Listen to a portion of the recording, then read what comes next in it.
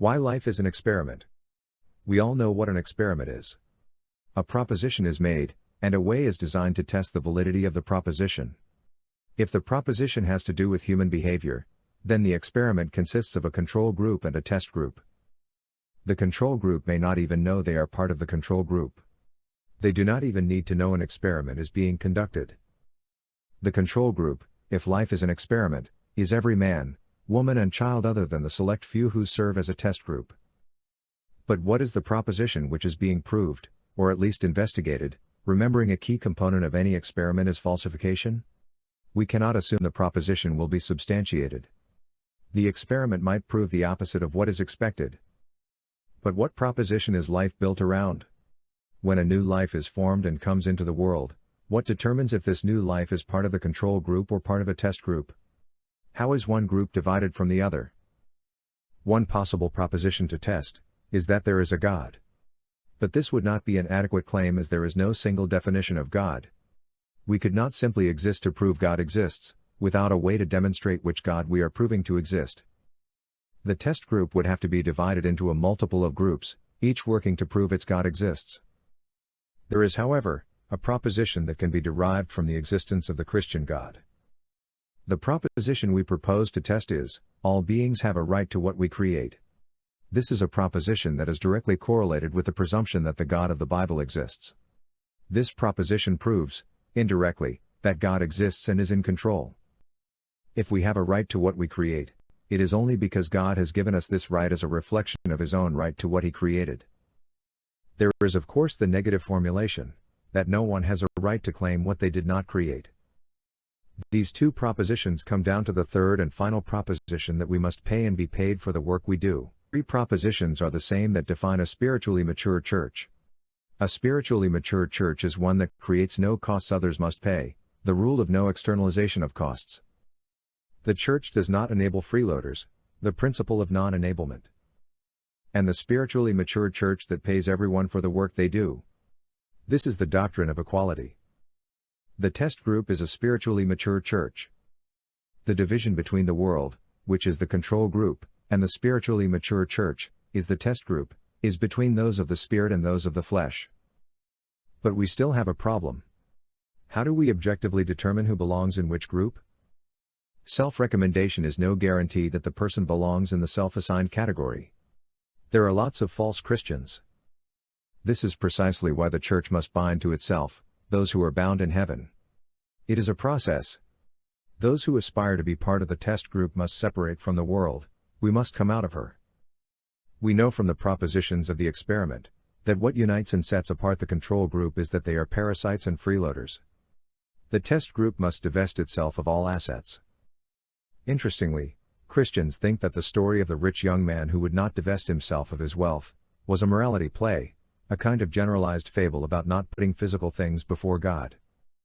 The story is about who gets to participate in the experiment as part of the test group, and who carries on as no experiment exists and as if nothing is being certified. If life is an experiment and the test group must divide from the control group, then there are two kinds of life. This is in accordance with Scripture, which tells us there is those who live in the Spirit, and those who live in the flesh. Obviously, those who live in the Spirit are in the test group. The ones of the flesh are the control group. The Bible says that one must be reborn in the Spirit. This suggests that the life of the Spirit is a new life one ascends to. But to ascend, one must descend. One dies to the life of the flesh to be reborn in the Spirit. This is tantamount to the creation of a new race of beings. But we have to dig deeper still, for the life of the flesh is lived in Babylon, and we of the Spirit are to come out of her.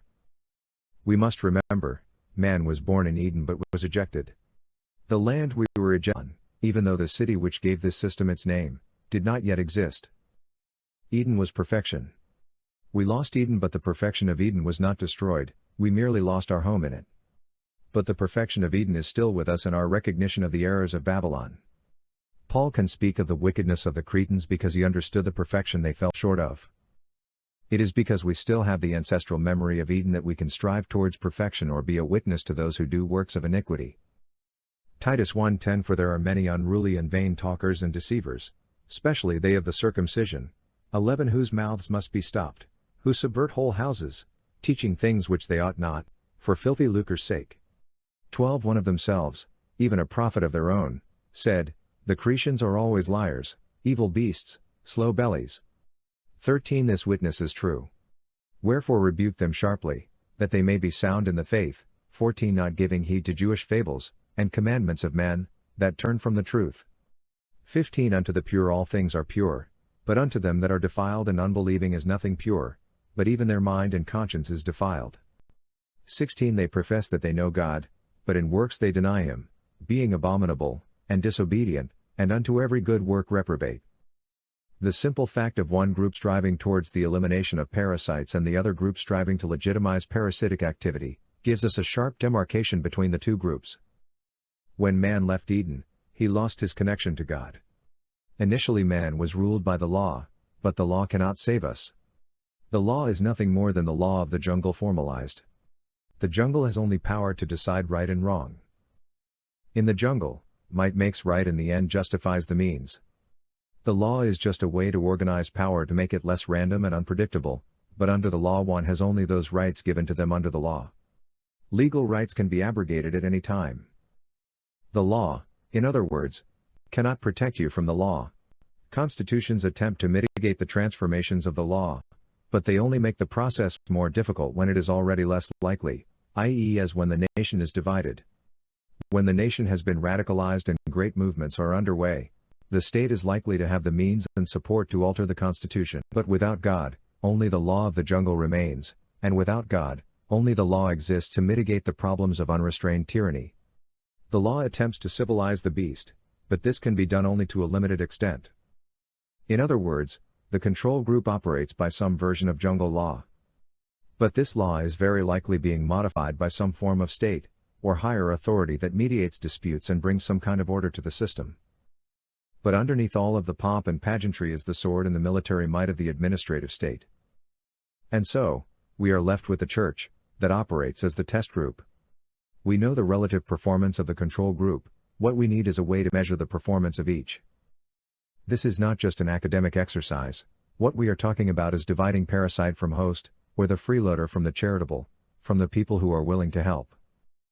The truly charitable form a spiritually mature church, and this is the ones who form the test group. We ought to see the difference in the way the two groups are characterized. The freeloader contravenes the three principles of the spiritually mature church. To put it simply, the fallen do not respect the rights of ownership. This is what the events in Eden was telling us, it is what the Bible is about. God is the creator, and as the creator, he has certain rights referred to as the rights of ownership. This is what the free market is all about, also. It is one thing to talk about life being an experiment and there being two groups in the experiment, it is another to find people to form the test group. Admittedly, we are not short of people calling themselves Christians, but we are looking to do an experiment in the way God devised it. The test group are Christians, but not all Christians are members of the test group.